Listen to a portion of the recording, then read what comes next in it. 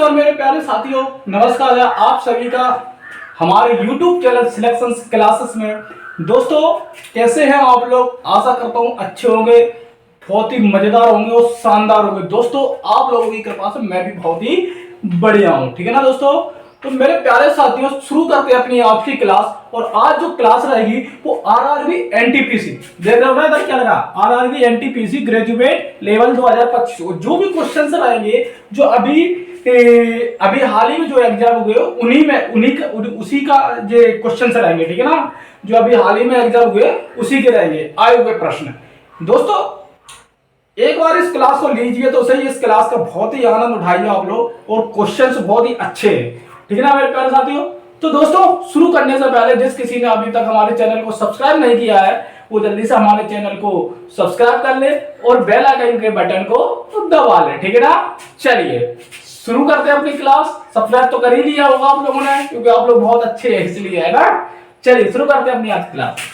एक घनाभ के आकार के पानी की टंकी 12 मीटर लंबी, 9 मीटर चौड़ी और 7.5 मीटर गहरी है। इसमें कितने लीटर पानी आ सकता है?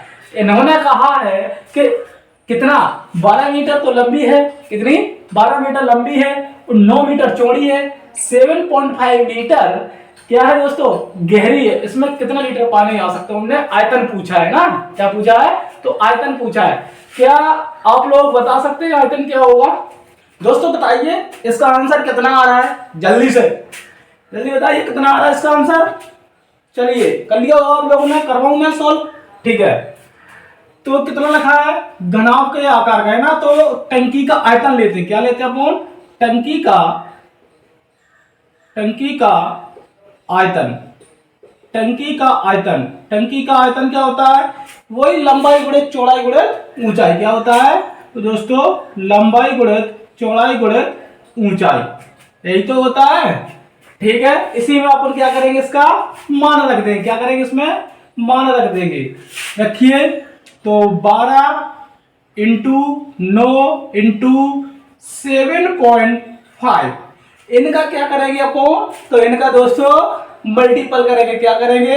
मल्टीपल करेंगे, ठीक ना। करते 12 नंबर 108, 12 नंबर 108 मल्टीपल 7.5 करेंगे तो कितना आएगा? तो ये आएगा 810। कितना आएगा? 810 आएगा, मतलब 8100 आएगा। तो वो जीरो से दशमलव से वो एक जीरो हट जाएगा, है ना। अब करते हैं इसमें कितना? 810 मल्टीपल 1000, कितना? 1000 करेंगे ना, कितना करेंगे? तो 1000 करेंगे, ठीक है। तो कितना आ जाएगा अपना? ये अपना आ जाएगा 81 लो जी, आ गया अपना आंसर। सही मिल रहा है? हाँ ये रहा ऑप्शन डी, ये रहा अपना आंसर। समझ गए? तो समझ में आया यहाँ तक सभी को? समझ में आया? वीडियो को समझ में आया तो वीडियो जल्दी से लाइक कर दो और अपने दोस्तों को शेयर कर दो, है ना। क्या कर दो? अपने दोस्तों को शेयर कर दो और वीडियो को लाइक कर दो। अगर क्वेश्चन समझ में आया है तो, नहीं आया तो फिर रहने दो। अब वैसे आप लोग कर दोगे, मुझे पता है, भरोसा आप लोगों का, ठीक है। चलिए दोस्तों अगला क्वेश्चन से देखते हैं। अगला क्वेश्चन क्या है? एक त्रिभुज का क्षेत्रफल एक वर्ग के क्षेत्रफल का आधा है, वर्ग का परिमाप 172 है, तो त्रिभुज का क्षेत्रफल वर्ग सेंटीमीटर में क्या होगा? क्या लिखा है? एक त्रिभुज का क्षेत्रफल एक वर्ग के क्षेत्रफल का आधा है, वर्ग का परिमाप 172 है और त्रिभुज का क्षेत्रफल वर्ग सेंटीमीटर में क्या होगा? यही पूछा है ना। हाँ तो यही पूछा है। चलिए सॉल्व करते हैं। क्या बोला है उन्होंने? वर्ग का परिमाप कितना दे रखा है? तो 172। चलिए ये क्या है? ये दोस्तों त्रिभुज है। क्या है ये? त्रिभुज।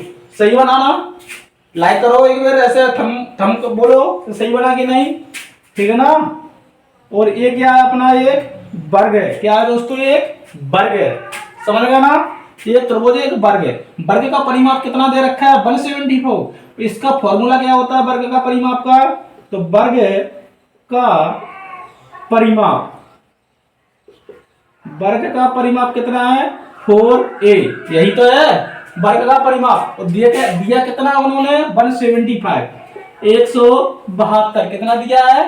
172। काटा बड़ी कर लो, 4 चौको 16 और 4 तिया 12। ए का मान कितना आ गया? 143, ठीक है ना।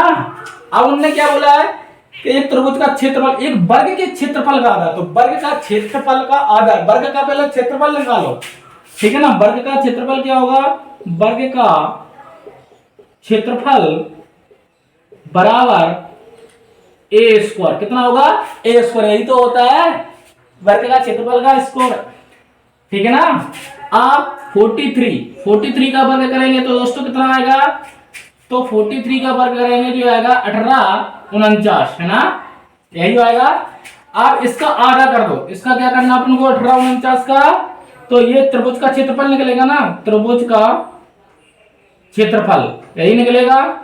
जब आधा करोगे तो कितना 1849 है ना, आधा करो, 2 9 18, 2 9 18, 2 दूनी 4, 2 9 18, 2 दूनी 4, और फिर से कितना 2 9 18, 2 दूनी 4, 2 चौको 8 और 2 पंचे 10, आ गया, यही आया अपना आंसर।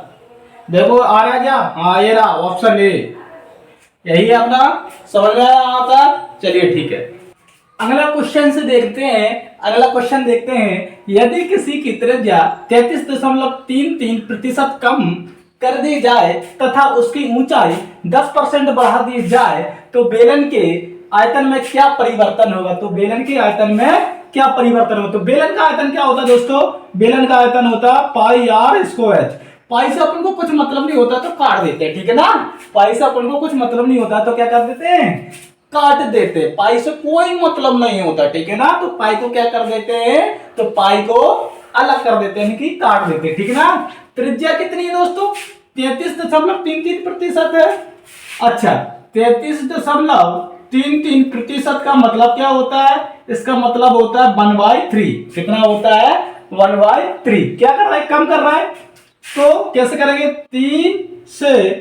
3 में से एक कम करो, कितनी बची 2, तो 3 और 2 क्या है, और स्क्वायर है, यानी कि तो 2 बार करना पड़ेगा, कितनी बार 2 बार लेना पड़ेगा, 3 से फिर 2 बार। अब उन्होंने क्या बोला, तथा उसकी ऊंचाई में 10% बढ़ा दी जाए तो बेलन का आयतन क्या है, 10% ऊंचाई बढ़ा है तो 10% की जो भिन्न बनेगी वो क्या बनेगी 1/10, 10 में 1 जोड़ेंगे तो कितना हो जाएगा 11, ठीक है ना, कितना हो जाएगा 11, 10 से 11 करेंगे, ठीक है ना। अब इनको क्या करेंगे अपन, थोड़ा काटाकाटी करना है, बिल्कुल 2 एका 2 और 2 पंचे 10, ठीक है ना, इनका मल्टीपल कर लो, 5 तिया 15, 15 तिया 45, और इधर कितना आ रहा है 11 दूनी 22। इन दोनों का डिफरेंस लेंगे कितना आएगा, 5 में से 2 गई 3, 4 में से 2 गई 2, 23 आया डिफरेंस, कितना आया 23 डिफरेंस आया, 23/45 मल्टीप्लाई बाई, तो इनने क्या पूछा, बेलन के आयतन में कितना परिवर्तन होगा, तो बेलन के आयतन में कितना परिवर्तन होगा मल्टीपल 100, ठीक है ना। अब देखो फिर से काटाकाटी कर लो, 5 नम 45 और 20, ठीक है ना, तो 23 दूनी 46, 960 आ गया, कितना आ गया 960, 960 का अपन 9 से डिवाइड करेंगे तो 9 पना 45, 9 पंचे 45.11% अपना क्या आ जाएगा दोस्तों, तो ये आ जाएगा आंसर कितना 5.11%, ठीक है ना, ये अपना आंसर आ जाएगा।